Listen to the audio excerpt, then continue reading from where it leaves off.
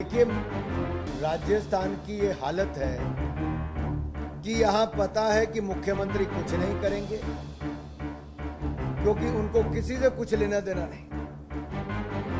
लूट की खुली छूट किसी राज्य में है तो यहाँ पर है। और अगर अस्पतालों में भी मर्डर हो जाते हैं, पुलिस के लोग दुष्कर्म करके हत्या कर देते हैं, गला काटने वाले को खुले में छूट मिलती है और बाद में बेल भी हो जाती है, बेटियों के कत्ल करके झाड़ियों में और कुएं में फेंक दिया जाता है, जिंदा जला दिया जाता है, ये किसी राज्य में होता है तो राजस्थान में कानून व्यवस्था चरमरा जाती है।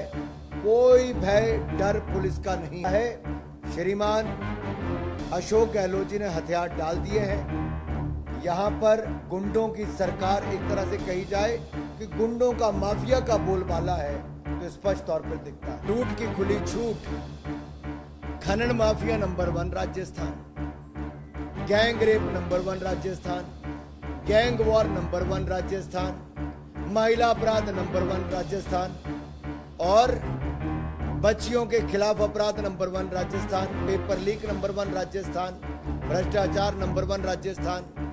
तो ऐसी भ्रष्ट और निकम्मी सरकार से छुटकारा पाना चाहती है राजस्थान की। साढ़े 4 साल आप पूरी जनता को लूटते रहे। पेट्रोल के दाम देश भर में सबसे ज्यादा है, डीजल के दाम सबसे ज्यादा है, माल भाड़े पर सबसे ज्यादा उसका प्रहार पड़ता है, महंगाई राजस्थान में देखी जाए सबसे ज्यादा है और इसका मूल कारण गहलोत जी की सरकार है। और ये जनता भली भांति जानती है कि बहन बेटियों की इज्जत लूटना, उनको असुरक्षा यहाँ पर देना, अगर वो सब महिला अपने आप को सुरक्षित ना भी माने, आपकी इज्जत और सुरक्षा से ज्यादा प्यारा तो कुछ नहीं। और अगर महिलाएं सुरक्षित नहीं, आपने 4.5 साल तो पूरा जेब, लेकिन आज कांग्रेसियों की बोलती बंद है साहब, क्योंकि किसानों के कर्जे माफ नहीं हो पाए, बेरोजगारों को बेरोजगारी भत्ता नहीं मिल पाया। लोगों ने देखा है जो 5 साल पहले गारंटी देके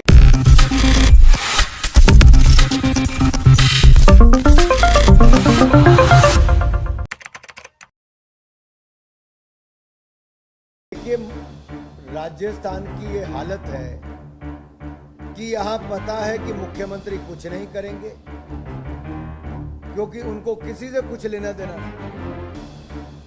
लूट की खुली छूट किसी राज्य में है तो यहाँ पर है। और अगर अस्पतालों में भी मर्डर हो जाते हैं, पुलिस के लोग दुष्कर्म करके हत्या कर देते हैं, गला काटने वाले को खुले में छूट मिलती है और बाद में बेल भी हो जाती है, बेटियों के कत्ल करके झाड़ियों में और कुएं में फेंक दिया जाता है, जिंदा जला दिया जाता है, ये किसी राज्य में होता है तो राजस्थान में कानून व्यवस्था चरमरा जाती है। कोई भय डर पुलिस का नहीं है। कानून व्यवस्था खत्म हो चुकी है। ऐसा लगता है श्रीमान अशोक गहलोत जी ने हथियार डाल दिए हैं। यहाँ पर गुंडों की सरकार एक तरह से कही जाए कि गुंडों का माफिया का बोलबाला है तो स्पष्ट तौर पर दिखता है।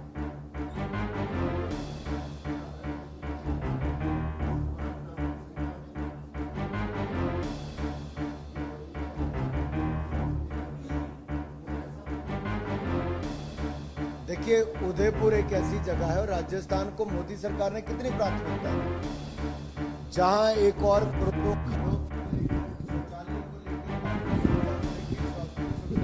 ये सब तो दिया राजस्थान को हक, लेकिन G20 में भारत जो इतना सफल हुआ है और दिल्ली डिक्लेरेशन की धूम पूरी दुनिया भर में,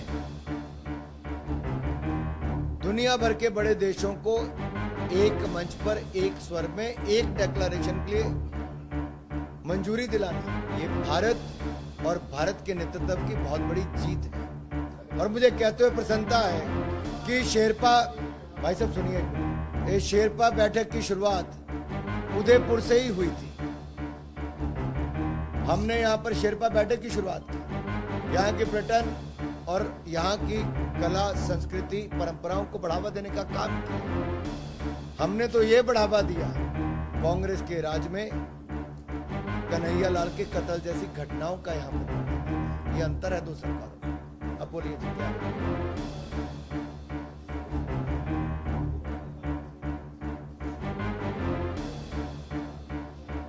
आपको लगता है साहब, आपका देखने का नजरिया वैसा हो सकता है, जनता के मन में इतना आक्रोश इस गहलोत सरकार के खिलाफ है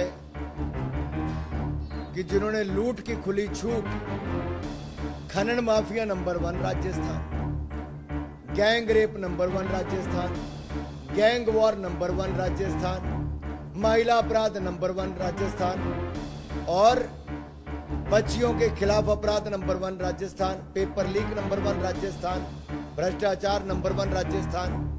तो ऐसी भ्रष्ट और निकम्मी सरकार से छुटकारा पाना चाहती है राजस्थान।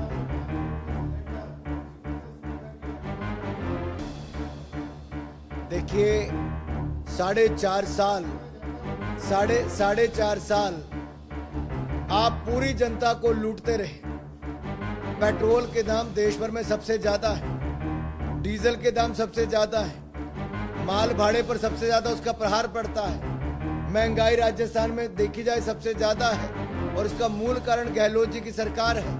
और ये जनता भली भांति जानती है कि बहन बेटियों की इज्जत लूटना, उनको असुरक्षा यहाँ पर देना, अगर वो सब महिला अपने आप को सुरक्षित ना भी माने, आपकी इज्जत और सुरक्षा से ज्यादा प्यारा तो कुछ नहीं है। और अगर महिलाएं सुरक्षित नहीं है, आपने 4.5 साल तो पूरा जेब खाली करा दी लोगों की। अब आप 500, कितनों को मिला भाई साहब 500 रुपए सिलेंडर? आप पता करिए, मैं आपको कहता हूं कितने लोगों के खाते में पैसा है। मैं इसीलिए पूछ रहा हूं आपसे, कांग्रेस के प्रवक्ता के रूप में किसी को बात करनी हो तो अलग बात है, कांग्रेस के प्रवक्ता के रूप में किसी को बात करनी तो अलग बात है। कितनों के खाते में पैसा आया? आप पेट्रोल डीजल रोज दुगना दाम पे कराते हो। आज पेट्रोल पंप बंद क्यों है? आप जहां पर लिखते वहां लिख के बताइए क्यों पेट्रोल पंप बंद है? राजस्थान के क्यों बंद है?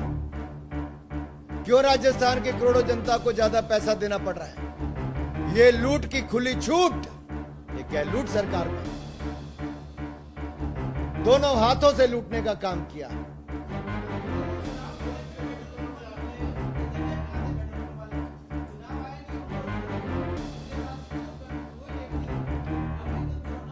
अच्छा हुआ मेरे भाई आपने बात पूछी। अभी तक ये सिलेंडर 500 रुपए में क्यों नहीं था 5 साल? वो बोलना भाई, मैं यही तो पूछ रहा हूं आपसे, ये जवाब है आपका जी। अगर इतना ही था भाई साहब तो 5 साल, मेरा सीधा सवाल है कि 5 साल के जो आपके सामने क्यों नहीं 500 रुपए में दिया? और मेरा सीधा सवाल है, अभी भी कितनों को दिया? कितनों को कर्जा माफी कही थी किसानों की, हुई माफी? क्या कर्जा माफी हुई किसान की? मेरा सवाल ये है, यहाँ जितने पत्रकार मित्र, मैंने किसी के सवाल को कोई मनन के लिया नहीं, सबके सवाल खुले में प्रेस कॉन्फ्रेंस कर रहे हैं। और मैंने पहले भी कहा, किसी को कांग्रेस के प्रवक्ता के रूप में बोलना मुझे कोई आपत्ति नहीं, लेकिन आज कांग्रेसियों की बोलती बंद है साहब, क्योंकि किसानों के कर्जे माफ नहीं हो पाए, बेरोजगारों को बेरोजगारी भत्ता नहीं मिल पाया। लोगों ने देखा है, जो 5 साल पहले गारंटी देके राहुल गांधी गए थे, फेल हो गई सारी। यहां पर कोई जितना मर्जी कांग्रेस का प्रवक्ता बनने का प्रयास करे, कुछ नहीं होगा। धन्यवाद।